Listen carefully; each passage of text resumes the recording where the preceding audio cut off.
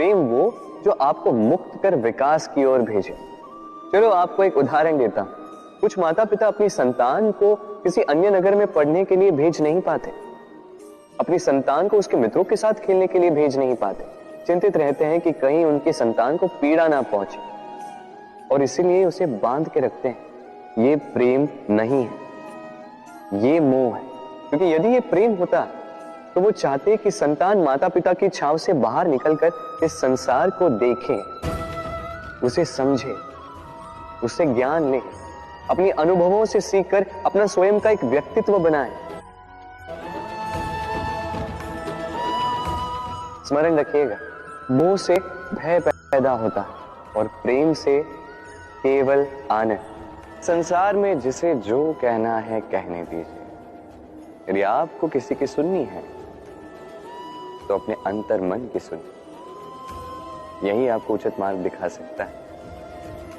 आगे बढ़ते जाइए, परिश्रम कीजिए।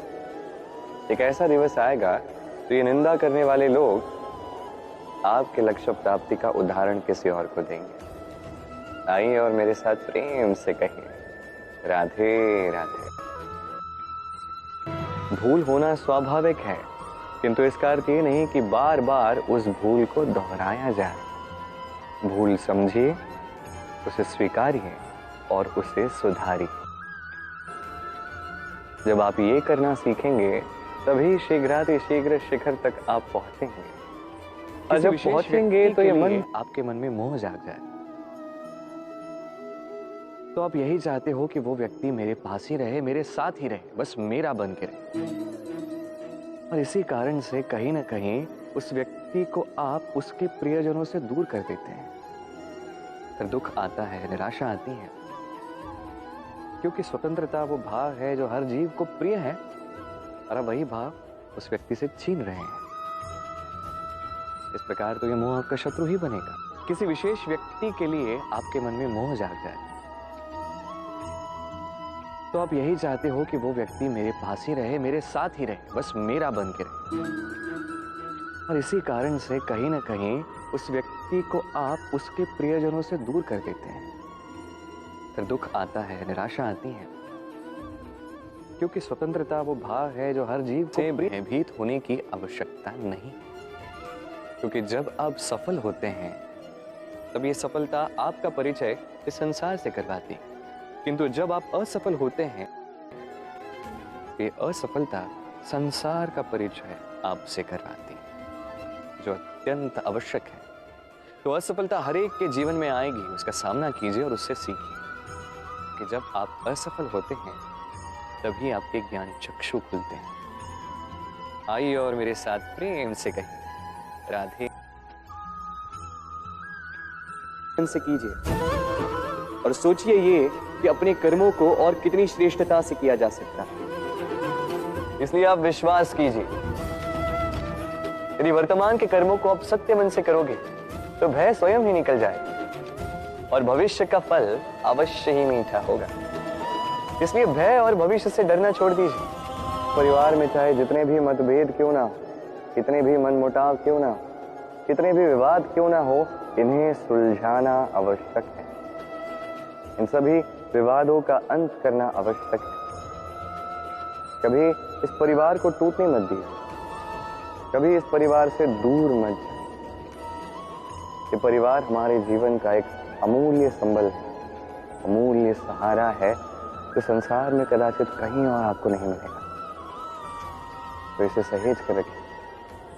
समझिए कि आप एक पत्ते हैं और आपका परिवार वो वृक्ष। आइए मेरे साथ प्रेम से कहिए, संसार में सबसे महत्वपूर्ण व्यक्ति वो है जो इस समय आपके साथ है, आपके समीप है। सबसे महत्वपूर्ण अस्त्र वो जो इस समय आपके पास है। सबसे महत्वपूर्ण वस्तु वो जो इस समय आपके हाथ में है। सबसे महत्वपूर्ण पूंजी वो जो इस समय आपके गांठ में है। और सबसे श्रेष्ठ, सबसे महत्वपूर्ण पल वो जो इस समय आप जी रहे हैं, जो है वो अभी। अगले पल आप भी है या नहीं, आप भी नहीं जानते। तो शेष किसी व्यक्ति या वस्तु या अस्त्र या धन की आप क्या ही बात कर सकते हैं। जीवन यदि है तो इस पल संसार में सबसे बड़ा पाप क्या है? कोई कहेगा असत्य, कोई कहेगा छल, तो कोई कहेगा लालच। नहीं, संसार में सबसे बड़ा पाप है नारी का असम्मान, नारी का मान भंग करना। क्योंकि ये अपराध केवल नारी के शरीर को ही नहीं, उसके मन और उसके आत्मा पर भी प्रहार करती है। फिर प्रश्न ये उठते हैं कि जिसने भी ये अपराध किया है उसे दंड क्या दिया जाए। फिर कोई कहता है शारीरिक पीड़ा, कोई कहता है मृत्यु दंड। किंतु इस अपराध का दंड निश्चित करने से पूर्व क्या ये जानना महत्वपूर्ण नहीं है कि अपराधी है कौन? अब आप कहेंगे कि सरल सी बात है, वही पुरुष जिसने स्त्री का मान भंग किया। किंतु क्या ये पूर्णतः सत्य है? क्या स्वयं के अपमान के लिए, स्वयं के सम्मान को खोने के लिए कभी कभी नारी स्वयं जीवन में कौन आपसे मिलेगा ये निश्चित करता है समय। आप अपने जीवन में किनसे मिलना चाहेंगे ये निश्चित करता है आपका हृदय। और आप जिनसे मिले उनके हृदय में आप कब तक बने रहेंगे ये निश्चित करता है आपका व्यवहार। अपना व्यवहार शुभ रखिए, सब शुभ होगा। राधे राधे। आपके जीवन में कौन आपसे मिलेगा ये निश्चित कर